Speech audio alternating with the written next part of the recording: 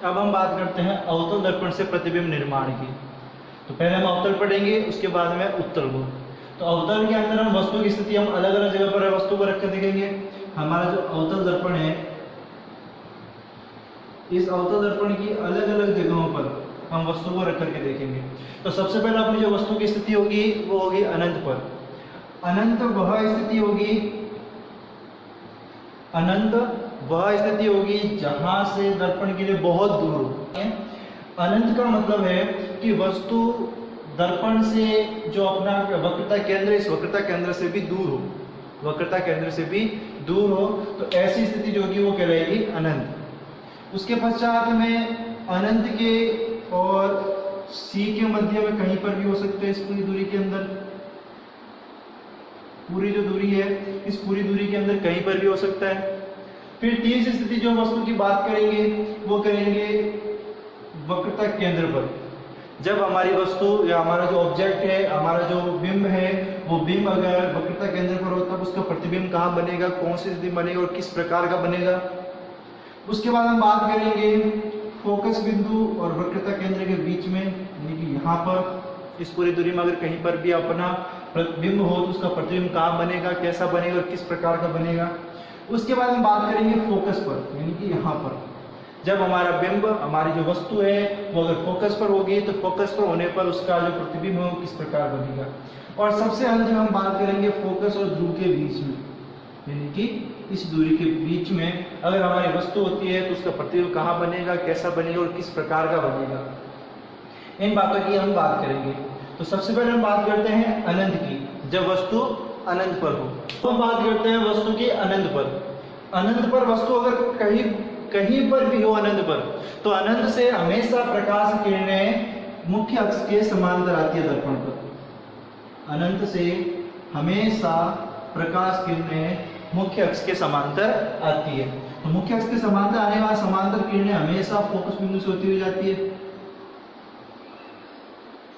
किरणें हमेशा फोकस बिंदु से होती हुई जाती है। तो हमारा प्रतिबिंब जहां ये समांतर किरणें आपस में काटेगी, जहां समांतर किरणें मुख्य अक्ष को आपस में काटेगी, उसी बिंदु पर हमारा प्रतिबिंब बनेगा, उसी बिंदु पर हमारा प्रतिबिंब बनेगा। तो हमारा प्रतिबिंब जब वस्तु अनंत पर होगी तो हमारा प्रतिबिंब बनेगा फोकस पर। तो हमारा प्रतिबिंब जो है वो बनेगा फोकस पर। इस अनंत की स्थिति में एक स्थिति और होती है, और वो स्थिति होती है जब प्रकाश किरणें मुख्य अक्ष के समांतर न आकर के, मुख्य अक्ष के समांतर न आकर के ऊपर से समांतर आ सकती है या नीचे से समांतर आ सकती है। तो ऐसी स्थिति में जहां पर ये दोनों प्रकाश किरणें परावर्तन के पश्चात मिलेगी, वह स्थिति अपनी फोकस तल ही होगी। फोकस बिंदु यानी जिस बिंदु अपने जिस तल में होगा उस तल के अंदर ही होगी, और अपना जो प्रतिबिंब है वो प्रतिबिंब बन जाएगा फोकस पर ही।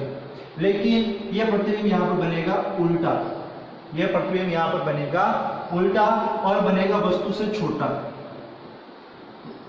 उल्टा छोटा। और दर्पण के आगे अपने आप रेखाओं से मिलकर बन रहा है, दर्पण के आगे बन रहा है, अपने आप रेखाओं से मिलकर बन रहा है। हमने इसमें कोई जबरदस्ती नहीं की, किसी प्रकार की लाइनों को हमने डैश डैश करके नहीं मिलाया। तो ऐसा प्रतिबिंब जो अपने आप लाइनों से प्रतिच्छेद होने से मिल जाता है वो प्रतिबिंब कहलाता है वास्तविक।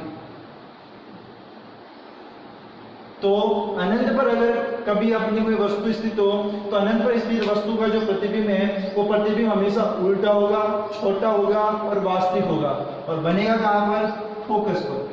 दूसरी स्थिति के लिए हमारे पास जो दूसरी स्थिति वो है अनंत और सी के मध्य में। तो जब कभी हमारा जो बिंब जो वस्तु है वो अनंत और सी के मध्य में कहीं पर हो, मैंने मान लिया कि वो इस जगह पर है, अनंत और सी के बीच में कहीं पर यहाँ पर मैंने मान लिया। तो ऐसी स्थिति में हमें प्रतिबिंब बनाने के लिए दो प्रकार की प्रकाश किरण की आवश्यकता होती है जो हमने पढ़ी थी, जिसमें से पहली प्रकाश किरण होगी समांतर किरण और दूसरी होगी फोकस किरण। तो समांतर किरण हमेशा मुख्य अक्ष के समांतर आती है, दर्पण से टकराती है और टकराने के बाद परावर्तित होकर के फोकस होती हुई चली जाती है। दूसरी किरण जो कि हमारी फोकस किरण है, तो फोकस किरण हमेशा हम वस्तु के टॉप से लेंगे यानी उसके सबसे ऊपरी भाग से, और यहाँ से होती हुई आएगी फोकस पर, दर्पण से टकराएगी और दर्पण से टकराने के बाद में मुख्य अक्ष के समांतर होती हुई चली जाएगी। ये आने वाली, ये जाने वाली, ये आने वाली और ये जाने वाली। तो ये दोनों किरणें जहां पर मिलेगी, दोनों किरणें यहां पर मिली, ये दोनों किरणें जहां पर मिलेगी वहां पर अपना प्रतिबिंब बन जाएगा। तो यहां पर प्रतिबिंब किस प्रकार का बनेगा? तो यहां पर प्रतिबिंब बनेगा अपना उल्टा, छोटा और वास्तविक। कहां पर बना? जब अनंत और सी के मध्य में था तो अपना प्रतिबिंब बना F व C के मध्य में। F का मतलब फोकस बिंदु और C का मतलब अपना वक्रता केंद्र। तो जब कभी भी अपना बिंब अनंत और वक्रता केंद्र के बीच में होता है तो अनंत और वक्रता केंद्र के बीच में होने पर उसका प्रतिबिंब फोकस बिंदु और वक्रता केंद्र के बीच में बनेगा, जो कि बिंब से छोटा होगा। प्रतिबिंब जो है वो बिंब से छोटा होगा, उल्टा बनेगा और वास्तविक बनेगा। क्यों? क्योंकि हमने यहाँ पर रेखाओं को डैश डैश से नहीं मिलाया, बल्कि अपने आप जब हमने सीधी खींची तो अपने आप एक दूसरे को प्रतिच्छेद कर गई, अपने आप एक दूसरे के साथ में मिल गई। तो इस कारण से जो अपना बिंब होगा वो कैसा बन जाएगा? एकदम सीधा, एकदम उल्टा, छोटा और वास्तविक। हमारा जो वस्तु, जो हमारी बिंब है वो वक्रता केंद्र पर हो, यानी कि सी पर हो, सी यानी कि वक्रता केंद्र। तो जब कभी भी हमारा जो वस्तु है वो वक्रता केंद्र पर हो, तो वक्रता केंद्र पर होने पर एक किरण मुख्य अक्ष के समांतर जाएगी, दर्पण से टकराएगी और दर्पण से टकराने के पश्चात परावर्तित होकर के फोकस बिंदु से चली जाएगी। ठीक उसी प्रकार दूसरी किरण जो हमारी फोकस किरण थी वो इसके ऊपरी भाग से, वस्तु के ऊपरी भाग से आएगी, दर्पण से टकराएगी फोकस होते हुए और वापस यहाँ से होती हुई लौट जाएगी। जब ये दोनों किरणें जहां पर मिली वो बिंदु है हमारा वापस वक्रता केंद्र। अपने आप मिली, उल्टी मिली, नीचे की तरफ, मुख्य अक्ष से नीचे की तरफ मिली, तो कैसा हो गया? तो हमारा प्रतिबिंब इस बार बनेगा अपना बराबर, वास्तविक और उल्टा, और बनेगा वापस अपना वक्रता केंद्र पर ही, वक्रता केंद्र पर। अब एक बात मैं यहाँ पर बता देता हूं कि जब जब अपना प्रतिबिंब वक्रता केंद्र और ध्रुव के बीच वाली दूरी में होगा तब तब होगा वह वस्तु से छोटा, वस्तु से छोटा, और जैसे ही वो वक्रता केंद्र पर आएगा तो हो जाएगा अपने वस्तु के बराबर, क्योंकि दर्पण के बराबर यहाँ जितनी दूरी है उतनी दूरी के बराबर अगर हमारा प्रतिबिंब बन रहा है, इसका मतलब प्रतिबिंब और बिंब की जो ऊंचाई है वो आपस में बराबर है। तो जैसे ही वक्रता केंद्र पर आएगा तो वक्रता केंद्र पर आने पर अपना बिंब और प्रतिबिंब दोनों आपस में बराबर हो जाएंगे। उसके बाद में अगर हम बात करें वक्रता केंद्र से अनंत के बीच में, तो जैसे जैसे प्रतिबिंब वक्रता केंद्र से दूर जाएगा, दर्पण से दूर जाएगा, तो दर्पण से दूर जाने पर प्रतिबिंब हमेशा बड़ा होता जाएगा, प्रतिबिंब हमेशा बड़ा होता जाएगा।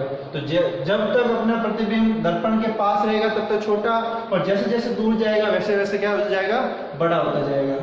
अब हम बात करते हैं हमारी चौथी स्थिति, जो कि हमारे वक्रता केंद्र और फोकस बिंदु के बीच में, यानी कि C और F के बीच में। तो जब भी वक्रता केंद्र और फोकस बिंदु के बीच में अपना प्रतिबिंब होगा तब हमें वही दो प्रकाश किरणें चाहिए, पहली समांतर प्रकाश किरण और दूसरी हमारी फोकसी प्रकाश किरण। तो जैसे आपकी समांतर प्रकाश किरण यहाँ से निकलेगी, दर्पण से टकराएगी, दर्पण से टकराने के बाद में फोकस बिंदु से होती हुई चली जाएगी। ठीक उसी प्रकार से फोकस किरण जो है वो यहाँ से आएगी, फोकस से टकराएगी, दर्पण से टकराने के बाद में फोकस होती हुई चली जाएगी। तो हमारा प्रतिबिंब ये यहाँ पे बनेगा, थोड़ा सा अच्छा है।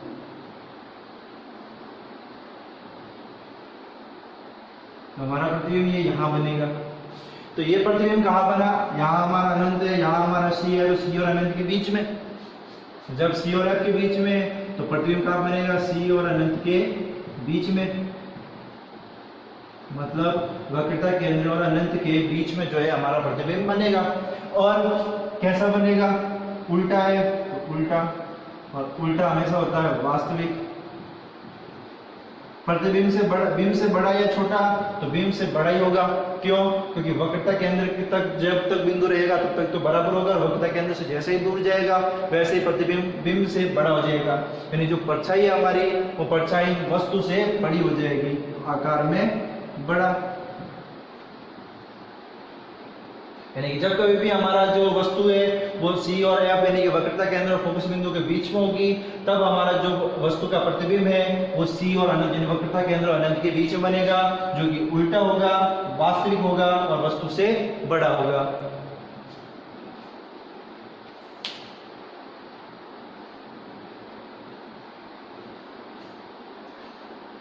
अब हम बात करते हैं जब हमारा जो वस्तु है वो फोकस बिंदु पर हो। जब हमारा जो बिंब है वो बिंब अगर फोकस बिंदु पर होगा तो उसका प्रतिबिंब कहाँ बनेगा, उसकी परछाई वापस कहाँ बनेगी, एक अवतल दर्पण के अंदर। तो उसी प्रकार से हमें दो किरणें चाहिए, लेकिन यहाँ पर दूसरी किरण अलग है। हम यहाँ पर समांतर किरण का प्रयोग तो कर लेंगे, लेकिन यहाँ पर हम फोकस किरण का प्रयोग नहीं कर पाएंगे, क्योंकि फोकस किरण हमेशा फोकस से पहले आती है। तो यहाँ से खड़ी अगर वस्तु अपने यहाँ पर तो इसके शीर्ष से यानी इसके सबसे ऊपरी वाले हिस्से से लेके जाएंगे, तो सबसे ऊपरी वाले हिस्से से तो फोकस पर आने से रही। तो इस स्थिति से के लिए हम यहाँ पर हमारी जो चौथी किरण थी जिसे हमने कहा था तिर्यक रेखा, उस तिर्यक रेखा का हम यहाँ पर प्रयोग करेंगे। तो सबसे पहले हमारी समांतर किरण दर्पण से टकराने के पश्चात में फोकस से होती हुई सीधी चली जाएगी। ठीक उसी प्रकार अपनी तिर्यक किरण जो कि इसके शीर्ष से आएगी, ध्रुव पर टकराएगी और ध्रुव से टकराने के बाद में समांतर होती हुई इसके चली जाएगी। तो ये दोनों की किरण यहाँ तो मिल नहीं रही है, तो ऐसी स्थिति में इसका प्रतिबिंब कहाँ बने, तो ऐसी स्थिति में इसका प्रतिबिंब बनेगा अनंत पर। क्यों बनेगा? क्योंकि ज्यामिति का एक नियम है कि जब कभी भी इस दो समांतर किरणें होती है, जब कभी भी दो समांतर किरणें होती है तो वो दोनों समांतर किरणें आपस में मिलती है, लेकिन अनंत पर जाकर के। तो इस कारण जब कभी भी अपना जो वस्तु है वो फोकस पर होगी तो उसका प्रतिबिंब अनंत पर बनेगा, उसका प्रतिबिंब हमेशा अनंत पर बनेगा। अब अनंत पर बढ़ेगा तो बड़ा बनेगा। वक्रता केंद्र से दूर चला गया तो वक्रता केंद्र से दूर जाने पर वो बन जाएगा बड़ा, उसके साथ में होगा वास्तविक, और वास्तविक के साथ में बन जाएगा उल्टा। तो अपना प्रतिबिंब बड़ा होगा, वास्तविक होगा और उल्टा बनेगा अनंत पर जाकर के, क्योंकि दोनों प्रकाश किरणें कैसे हो जाएगी एक दूसरे के समांतर। अब हम बात करते हैं इसकी सबसे अंतिम स्थिति के बारे में, जो कि अवतल दर्पण से निर्माण होती है, और वो है अपनी फोकस और ध्रुव के बीच की दूरी। अब हम बात करते हैं हमारी अंतिम स्थिति जो कि है फोकस और ध्रुव के बीच में, वो यानी कि ध्रुव। तो जब हमारे जो वस्तु है वो फोकस और ध्रुव के बीच में होगी तो उस स्थिति में हमारा प्रतिबिंब कहाँ बनेगा? अब तो उस स्थिति में वापस हमें उसी प्रकार से दो किरणें चाहिए जो हमें प्रकाश किरणें जो कि हमारा प्रतिबिंब का निर्माण करेगी। तो प्रतिबिंब का निर्माण करने के लिए पहली किरण समांतर किरण जो कि टकराने के बाद में फोकस होती हुई चली जाएगी। दूसरी किरण फोकस किरण तो यहाँ पर आ नहीं सकती, तो यहाँ पर हम लेंगे तिर्यक किरण जो कि यहाँ से आएगी, ध्रुव पर टकराएगी, टकराने के बाद में यहाँ से चली जाएगी।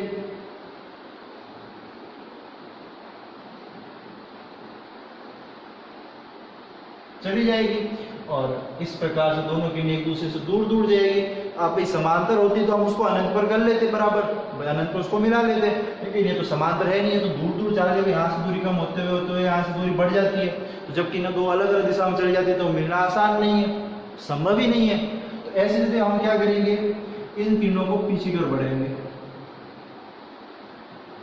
तो पीछे की ओर बढ़ाने पर ये किरणें एक जगह पर आपस में मिलेगी।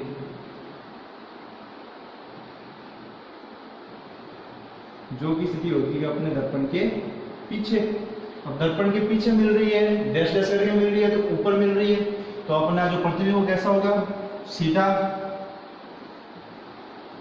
डैश डैश करके मिला तो काल्पनिक, ऐसे हम आभासी भी कह सकते हैं, और वस्तु से बड़ा, क्योंकि सबसे बड़ा प्रतिबिंब बनता है अनंत पर, क्योंकि उस दूरी को अभी तक किसी ने नहीं देखा, और नहीं देखा तो वो अपन जो प्रतिबिंब बनेगा वो सबसे बड़ा बनेगा। तो यहाँ पर प्रतिबिंब बड़ा तो बनेगा लेकिन सबसे बड़ा नहीं होगा, सबसे बड़ा हमेशा अनंत पर बनता है, जो कि जब वस्तु हमारी फोकस पर होगी तब बनेगा। तो सीधा होगा, काल्पनिक क्योंकि मुख्य अक्ष के ऊपर जितने भी अपने प्रतिबिंब बनेंगे वो आभासी होते हैं, और आभासी जो होते हैं वो हमेशा सीधे होते हैं। तो आभासी होगा, सीधा होगा, और वस्तु जो बिंब है उस बिंब से बड़ा होगा। और ओ के मध्य में जब कभी भी हमारी वस्तु होगी उस वस्तु का प्रतिबिंब दर्पण के पीछे बनेगा, सीधा, काल्पनिक, आभासी और बड़ा। तो हम एक बार अभी अवतल दर्पण से जितने भी प्रतिबिंब निर्माण की अवस्था है तो उनको एक बार वापस देख लेते हैं।